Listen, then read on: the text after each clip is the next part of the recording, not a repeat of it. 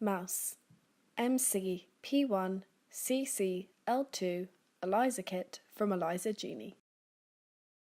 At ELISA Genie, we like to help researchers carry out cutting-edge research. Therefore, we have developed our range of pre-coated ELISA kits. These kits are fast, reproducible and reliable. At ELISA Genie, we strive to give researchers all the data they need. Our kits come with key technical parameters including sensitivity, range, CV percentage and standard curve data.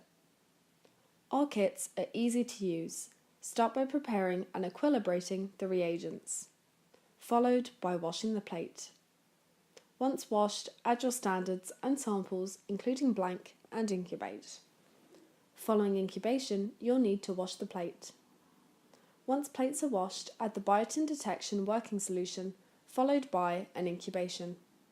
Again, wash the plate, followed by the addition of Assay working solution and incubate. Again, another round of washing the plate. Following wash steps, add TMB substrate and incubate for 15 to 30 minutes. Once colour has developed, add stop solution. You can now read and analyse your results.